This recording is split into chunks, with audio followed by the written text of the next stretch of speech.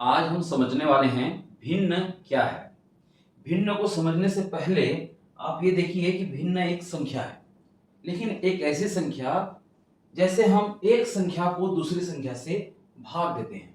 एक संख्या को हम दूसरी संख्या से भाग देंगे, दूसरी संख्या से हम भाग देंगे तो क्या होगा? क्या होगा? एक संख्या कहलाएगा भाज्य और एक संख्या कहलाएगा भाजक। ठीक है, तो भाज्य यानी जिसको भाग दें, भाजक जिससे भाग दें, ये इस प्रकार से लिखने को ही हम भिन्न कहेंगे। मतलब यह है कि 10 को आप यदि 5 से भाग दे रहे हैं, 10 को यदि 5 से भाग दे रहे हैं तो इसको लिखना रहता है 10/5। ये 10 और ये लाइन को मैंने बोला बटा और 5। तो इस प्रकार से जो लिखने की जो रीति है, जो इस तरह से लिखने की जो विधि है, इसी को बोलते हैं भिन्न। इसको परिमेय संख्या भी कहते हैं। और भाज्य को जो है हम अंश बोलते हैं और भाजक को हम हर बोलते हैं। ठीक है, ये भी होता है कि कई जने इसको P/Q के रूप में लिखा जा सकता है बोलते हैं। P और Q क्या होता है? यहाँ पर पूर्णांक संख्या होता है। P और Q क्या रहेगा? पूर्णांक संख्या। मैंने कहने का मतलब यह है कि ये P और Q जो है कोई भी पूर्णांक संख्या हो सकती है, बटे के रूप में ये लिखा रहना चाहिए। एक शर्त है, आप जो है Q को जो है शून्य नहीं लिख सकते, नीचे आप शून्य नहीं लिख सकते। यानी भाजक जो है कुछ ही नहीं रहेगा तो क्या भाग होगा? मतलब नीचे का जो है शून्य रहेगा तो किस प्रकार से बनेगा? ठीक है, इसलिए उसको हम भिन्न संख्या नहीं मानते। आशा है आपको समझ में आ गया होगा कि भिन्न क्या है। भिन्न मतलब एक संख्या दूसरी संख्या से भाग देना और जो इस प्रकार से बटे के रूप में लिखना। ठीक है, जैसा कि यहाँ पर मैंने 10/5 लिखा है, तो इस प्रकार की संख्या को बोलते हैं भिन्न संख्या। आइए समझते हैं भिन्न संख्या के प्रकार कौन कौन से हैं। मुख्य रूप से 3 प्रकार को हम समझेंगे, फिर इसके बाद और भी प्रकार हैं उनको भी हम जानेंगे। भिन्नों का प्रकार में हम देखते हैं उचित भिन्न। उचित भिन्न को जो है हम सम भिन्न के रूप में भी जानते हैं। और अनुचित भिन्न को हम विषम भिन्न के रूप में भी कहते हैं, जानते हैं। और मिश्र को जो है हम संयुक्त भिन्न भी कहते हैं। ये इसके अलग अलग नाम है। आइए इसके उदाहरण के माध्यम से इसको समझते हैं। यदि देखिए, एक तो चीज आपने जान ही गया कि भिन्न को बटे के रूप में लिखते हैं, ऊपर वाले को अंश बोलते हैं, नीचे वाले को हर बोलते हैं। अंश जो है छोटा है किससे? हर से। हर से जो है अंश यदि छोटा है, ठीक है, तो वो क्या भिन्न कहलाएगा? सम भिन्न या उचित भिन्न कहलाएगा।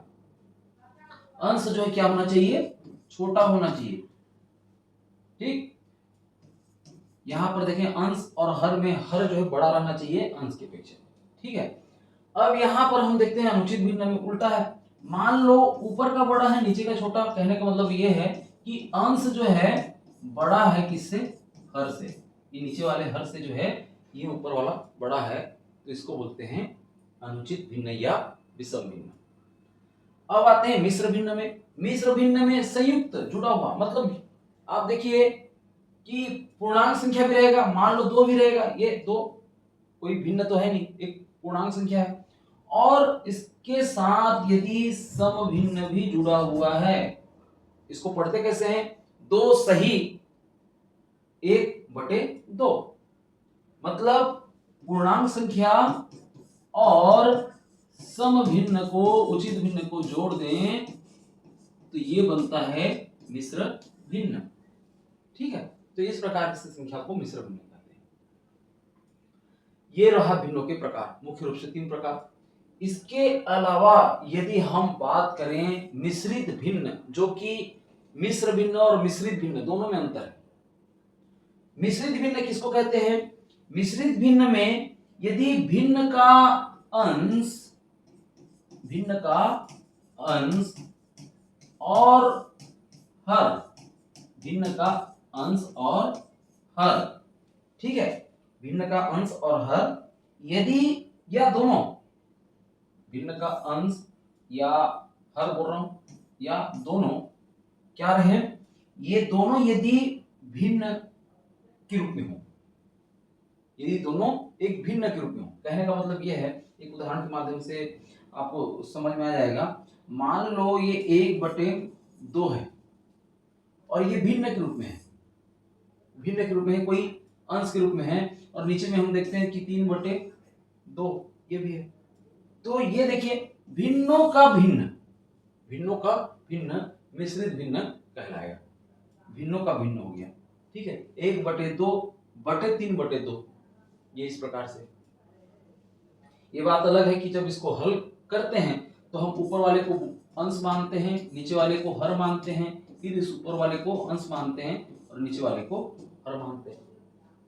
ठीक है, कई बार ऐसा भी होता है कि 1/2/4 ये इस प्रकार से रहेगा, तो यहां पर ये तो अंश रहेगा और ये हर रहेगा, लेकिन हम ये जानते हैं कि ये 4 जो है क्या है, अंश है। ठीक है, 4 को 4/1 के रूप में भी लिखा जा सकता है ना, तो ये अंश है, ये इस प्रकार से। फिर उसके हिसाब से अंश और अंश का गुणा कर देते हैं, हर और हर का गुणा कर देते हैं। जब इस पर हम इससे संबंधित जब प्रश्न में आएंगे तो और ज्यादा स्पष्ट हो सकेगा। अब आते हैं व्युत्क्रम भिन्न। व्युत्क्रम में आने होता है उल्टा, लेकिन किसका उल्टा, कोई भिन्न है, मान लो हम देखें कि 3/2 है, तो 3/2 का जो उल्टा रूप है, यानी भिन्नों के अंश तथा हर को यदि आपस में क्या कर दें, बदल दें, मतलब अब की बार क्या करें, यहां पर यदि अंश क्या है 3 है और हर क्या है 2 है, लेकिन अगली बार क्या करें, इसके क्रम को बदल दें, अंश को 2 लिखें और हर को यदि 3 लिखते हैं। यहां पर 3/2 का जो है व्युत्क्रम भिन्न क्या हो जाएगा, 2/3। 3/2 का व्युत्क्रम भिन्न 2/3, बदली कर दिए, उल्टा पुल्टा कर दिए, 3 को जो है नीचे ले आए और 2 को ऊपर ले गए। कहने का मतलब 2 हर था, यहां जाकर के अंश बन गया, और यहां पर जो है 3 जो है अंश था, यहां पर आकर के ये हर बन गया, ये इस प्रकार से। तो इसको व्युत्क्रम भिन्न कहते हैं। वैसे हम देखें कोई भी भिन्न है, मान लो यहाँ पर 3/2 है, इसको इसके यदि व्युत्क्रम भिन्न माने 3/2 का व्युत्क्रम भिन्न जो है 2/3 होता है, उसके साथ यदि हम गुणा कर दें तो हमारा उत्तर जो है क्या आएगा, 1 आएगा। कैसे, 2 और 2 का ये कट गया और 3 और 3 कट गया। ठीक है, तो क्या आ जाएगा, 1/1 यानी 1, ये इस प्रकार से इसका। ठीक है, तो व्युत्क्रम भिन्न भी आपको समझ में आ गया होगा। अब आते हैं वितद भिन्न। वितद भिन्न का मैंने उदाहरण दे दिया है, इसको पढ़ते कैसे हैं, 1 धन 1/1 धन 1/2 धन 1/3 धन 4/5।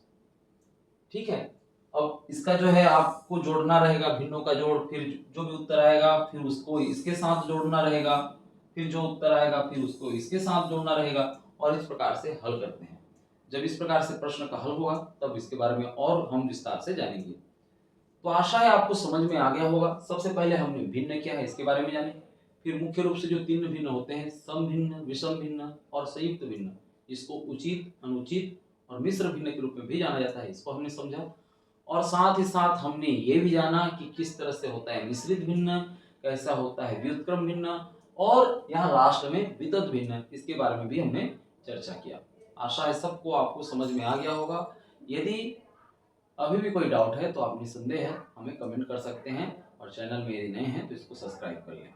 ठीक है, हम मिलते हैं इससे जुड़े हुए गणित को लेकर के।